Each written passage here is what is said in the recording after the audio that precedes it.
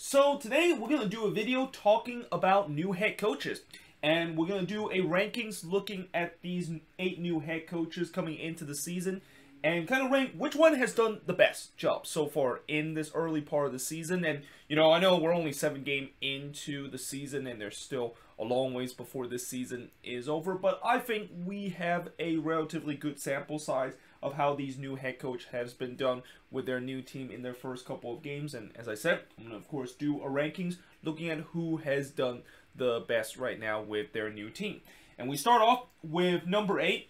And at number 8, it's going to be Phil Neville. Now, I will say this with Phil Neville. He's definitely done not as bad of a job as I thought originally he was going to do. Like, I thought originally when he was hired with Inter Miami, and the fact that I thought this was going to be a disaster for this team, and that this team could look like be in contention for wooden spoon. That hasn't been the case, at least for the first 7 games of the season, where this team has spent times above the red line, although now they have found themselves below the red line right now after they lost 1-0 to the Chicago Fire. And at least under Phil Neville, he at least has a formation that he likes to use with this team, and that he's not like Diego Alonso, where, you know, doing Alonso's time with Inter Miami was just all over in terms of the formation. And also, at least he played the player in the right position, and unlike Alonso, basically played a lot of players kind of out of position. But obviously, the biggest issue for Phil Neville, and really the biggest issue for Inter Miami this season, is kind of similar to last year, where inconsistency is still a huge issue with this team. Like, there could be one time where they could look like an absolute amazing team when they took down the likes of the Philadelphia Union and FC Cincinnati on the road, and then they could also look like the worst team in the league, as it was in that last game against the Chicago Fire, and also in that home game against CF Montreal. And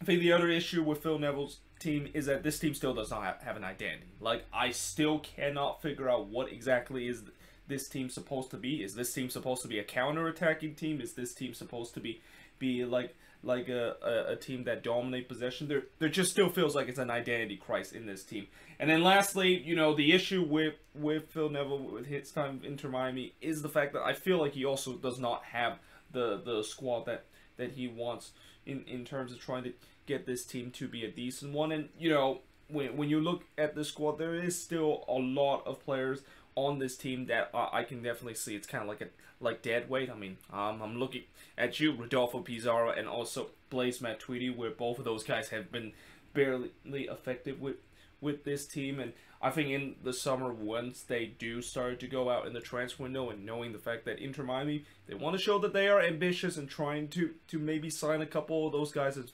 they've been linked with pretty much every other day. They always have a crazy rumor. Then we shall see if that's going to be the case, and maybe by getting those players, they of course can get this team much better. And also, I do trust that Chris Henderson will eventually find the right guys for this team, and eventually this Inter Miami team would have a more complete kind of squad, rather than the squad that they currently have, where it just feels like there's a vibe that they're still kind of like an expansion team that is still stuck in that cycle of the first couple of weeks, where you kind of have a brand new squad and you're just trying to figure out how to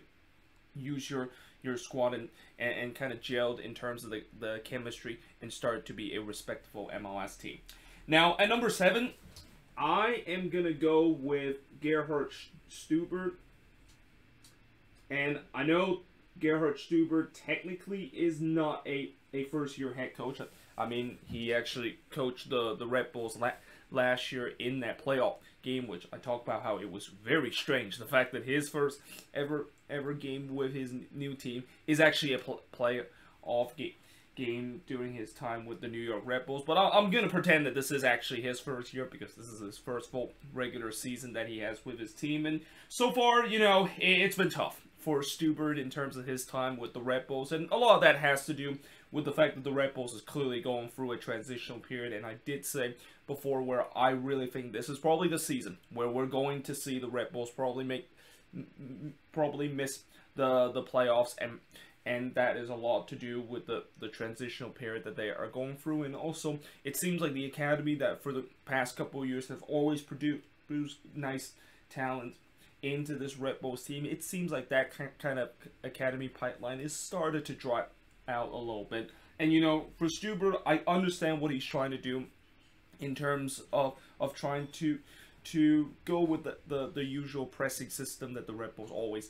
tends to use, but you can clearly see he just does not have the player to do so. Like, the only players that I think could maybe work in this press system, and really the only players that is kind of very, very talented on this Red Bull squad, is Caden Clark and Fabio. But besides that, I see a bunch of guys that are kind of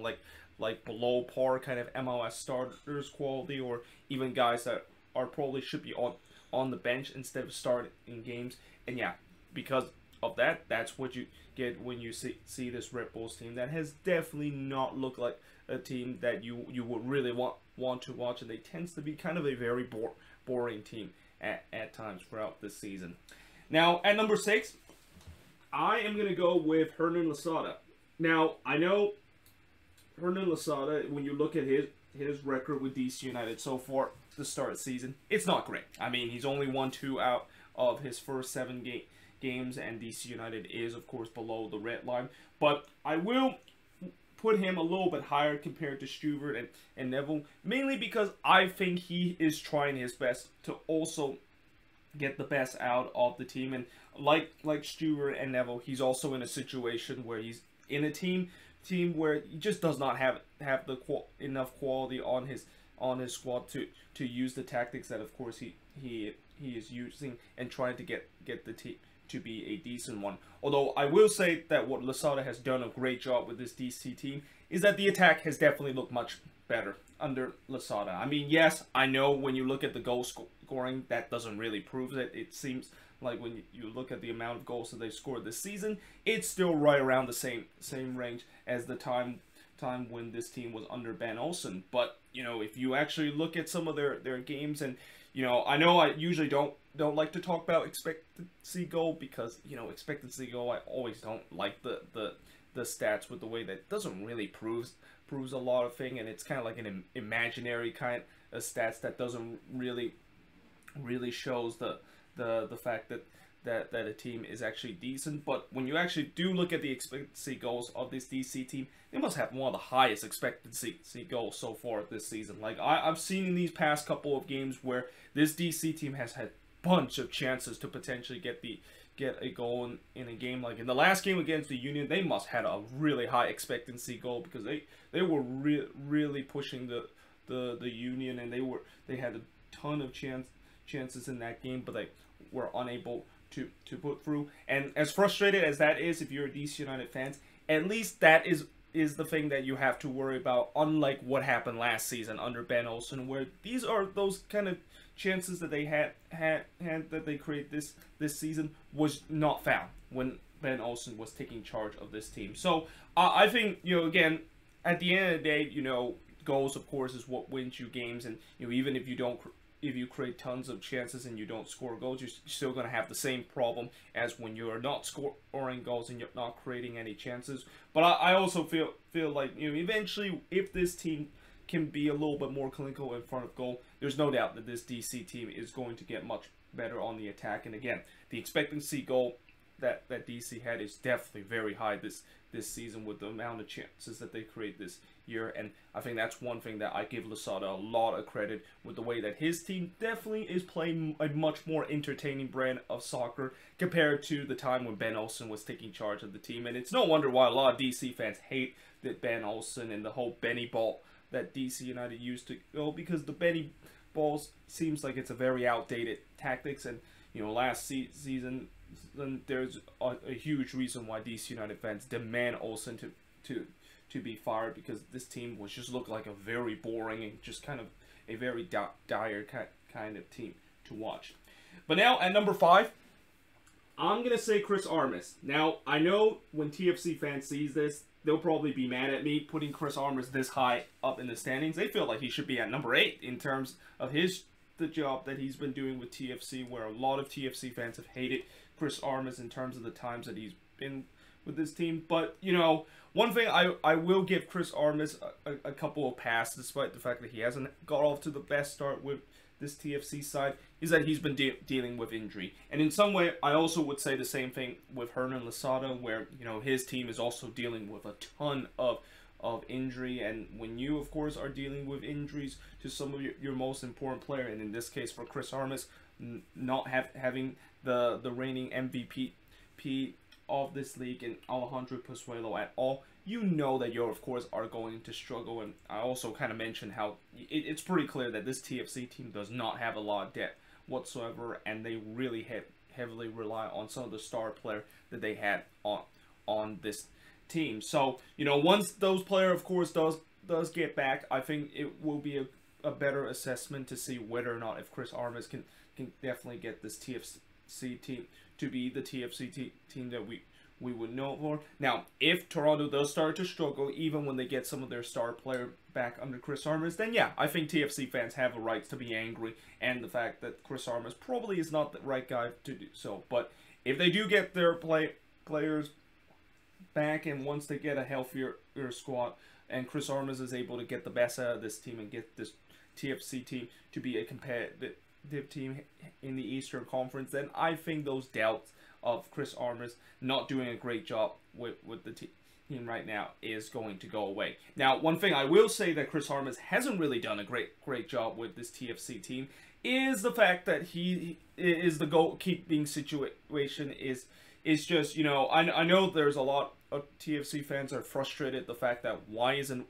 Quentin Westbrook being the starting goalkeeper in this, and why is Chris Armas keep starting Alex Bono game after game. And, you know, in some way I do agree with what they're saying, because it's kind, I mean, I try my best to kind of give Alex Bono a benefit of the doubt, and that I try to kind of prove the fact that Bono is definitely a guy that isn't as bad as what some TFC fans have said he would be. But, you know, when you look at the last couple of games, yeah, it's not been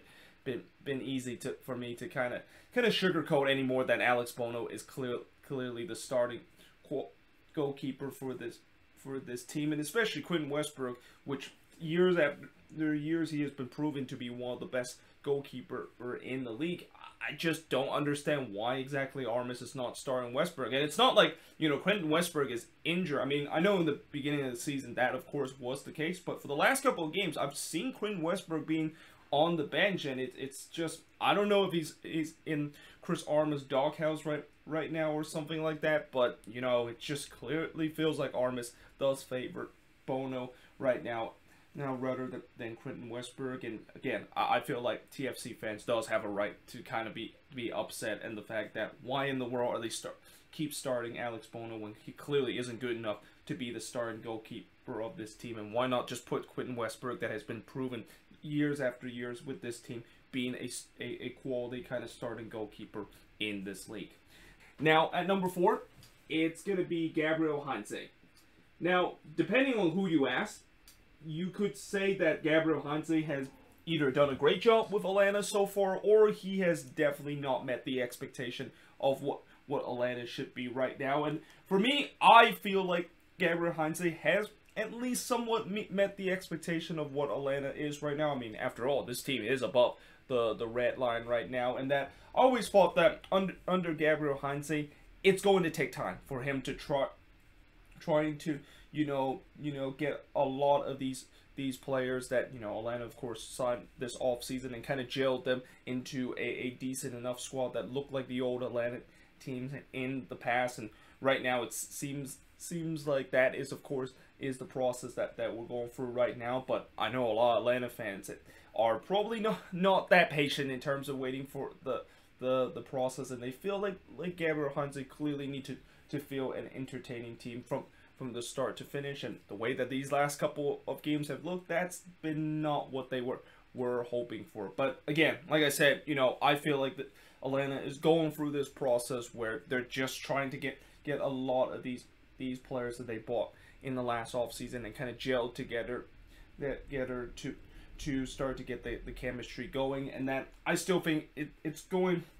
to take maybe about another month or two, or even maybe toward the middle of the season before I think we can maybe start to see the Atlanta United of the old, which is a very entertaining and free-flowing kind of soccer team that this team is. And I will also say that the reason why I think Gabriel Heinze have done a great job with Atlanta is that even doing this growing pain process of trying to get this team right, he's at least been able to get result. I mean, last game against the Seattle Sounders, he's able to get a 1-1 draw, which I thought that was a great result for Atlanta, because how many teams you see are able to go to Seattle and go to Lumen Field to able to walk away with a point, and especially how good Seattle has been this season. Getting a point against the best team in the league, not only you should feel no shame about that, but that is almost like a win in general. And again, you know, this team, they're still above the red line right now and sitting in 5th place, and that if they can continue to be at the spot that they are right now, and once this team does start to kind of gel together, and that Gabriel Heinze, they finally got the right tactics to get this team going, this team can really make a run in the Eastern Conference. So again, I don't think Gabriel Heinze have done a poor job with this team, even though I know some people feels like he hasn't done a great job with the soccer that this team has played, and it looks kind of similar to last season, where they are still having some issue in terms of trying to go forward, and also don't really have any creativity or lethal finisher in front of goal right now. But now at number 3, I am going to say it's going to be Wilfried Nancy. Now, Wilfried Nancy, originally, I think he was going to be at number 2, and even probably close to number 1 a couple of weeks ago, because, you know, with this Montreal side, this team at one point was at the top of the Eastern Conference, and I even said that I definitely don't think anybody would have predicted that Montreal at any span of this season would spend their time at the top of the Eastern Conference. Now, they have, of course, cooled off a little bit in the past couple of weeks, and hence that's why I started to kind of drop Wilfried Nancy a little bit down the ranking order. But, you know, so far what I've been very impressed with Wilfried Nancy is that, you know, even though he's kind of an unknown kind of head coach, and that I do had that worry, you know, with him coaching for the very first time, what exactly he's going to look like, and is he going to kind of struggle early on? That's not been the case. I mean, he's done a great job in terms of getting the best out of this team, with the way that, you know, this Montreal team, when you look on paper, it's definitely not one of the more talented side, but the fact that Nancy has done a great job in turning to getting the best out of them, and especially getting the best out of some of the new players that have arrived from this team, that's why I've been very impressed in terms of Nancy's time with Montreal. Now, obviously, as I said, they have cooled off a little bit in the past couple of weeks, and that, you know, the last couple of weeks it's been very rocky for Montreal, with the way that they definitely has started to struggle in terms of scoring the goals, and this is also kind of what I worry about Montreal, and that I've seen this before with this team, where once they do start to struggle in terms of scoring goals and the goal well start to dry up, then this team, of course, is started to struggle. So in these next couple of games, it will be very, very interesting to see how whether or not if Wilfried Nancy can potentially fix that, and if he can definitely potentially fix that, then I think he's going to once again move up the ranking order of a new head coach that have definitely got the best out of their new team in the beginning of the season. Now, at number 2, and this might be a bit of a surprise for some people for me to put him this high up the table, because, you know, I know Austin FC right now, as I said the same thing with Wilfried Nancy under Montreal. For Josh Wu, his Austin FC side has definitely gone through a period that is known for, where a lot of these expansion team is going to have this growing pain, where in the beginning of the season they're going to really kind of struggle. But I will give Josh Wolf kind of a pass, knowing the fact that this is also an expansion team that is unlike the past couple of expansion teams that had this really long road stretch to begin their life in MLS. And I just feel like maybe in these last 2 games that has started to take a toll on these players. I mean, you can't tell me how players are clearly mentally exhausted, or just kind of feel just kind of deflated with the way that they've been on the road for so long to begin the season, and it started to kind of affect the performance of this team. And that there's no doubt that I feel like this team, even with the struggle that they are going through right now, once they get through this long road stretch, which I believe they have 2 more games left on the road before they open up their new stadium, that is Q2 Stadium in June. I think this team will get to the level that that I expect that this team could be, or at least get to the level where I saw in these early part of the season, where, you know, I was very impressed of what Austin FC has done, and very impressed of what Josh Wolf have done to this team, where, you know, he's been able to insert a great identity and also a great structure to this team, which, you know, for an expansion team, that is something that is very hard to do. I mean, when you're an expansion team, it's going to take time for you to figure out the structure and the tactics and also the chemistry of the squad. But the fact that Josh Wolf seems to done a good job in terms of that, and he's been able to figure that out in the first couple of games, there has to be a lot of credit that has to go with him. And again, you know, especially with the way that once this road trip is over, or even, you know, as we're now going to be approaching this mini summer break that MLS is going to endure, where after next week we're actually not going to have a league game until June 18. Maybe that will help this Austin FC team a little bit, where it can kind of reset their mindset, and that they don't have to worry about the fact that every single game they're going to be on the road. And in some way, I'm going to say that they're kind of suffering from what it's called road exhaustion, where since they've been on the road for so many games right now, it started to really kind of take a toll on them, and that performance-wise is also kind of the same thing with this team. But at number one, in terms of the head coach that have done the best so far with their new team, I mean, this is not even close. It has to be Greg Vanney and his time with the Galaxy. I mean, you know, out of all these head coach, I think there's only been two new head coach out of all of these head coach right now that have currently find themselves above the red line. But there's only one head coach right now that has really find himself above the red line and really near the top part of the Western Conference. And that, of course, is Greg Vanney and his team with LA Galaxy. Now, of course, a lot of that maybe has to do with Chicharito kind of decided to turn the clock back and really look like the prime Chicharito, and the one that the Galaxy were hoping that he is going to be when he comes to this league, where he's just been lighting it up every single game. But that being said, you know, even with some of the success that Chicharito has had, you also shouldn't just not give the credit of what Greg Vanney has done to this team. And again, I'm kind of surprised in some ways that Greg Vanney has been able to figure it out in terms of getting this Galaxy team to be one of the best team in the league. Because, you know, heading into this season, I thought, you know, while it was a good hiring for Greg Vanney coming to the Galaxy, I thought the Galaxy was going through a transitional period, especially with some of the players on the attack that they've lost, and they're definitely signing a couple of players that maybe are kind of like stopgap players while this transitional period is going on. But right now, that's just not been the case whatsoever. And, you know, right now, if this Galaxy team is going to continue to be this good for the rest of the season, then Greg Vanney can definitely be on verge to potentially be the coach of the year, and also could be on verge of being really ahead of the schedule in terms of what this team is in terms of the schedule of how this team was supposed to approach this season. But yeah, there you have it. That is pretty much it for this video, where I'm looking at all these new head coaches and kind of ranking them to see how well they have done so far this season. Let me know in the comments below, do you agree with this list? I know there's going to be a lot of people that might disagree with me with some of these head coaches I put in. I might have put them either a little bit too high or a little bit too low, but let me know in the comments below. But yeah, hope you guys enjoyed this video, and I will see you guys next time.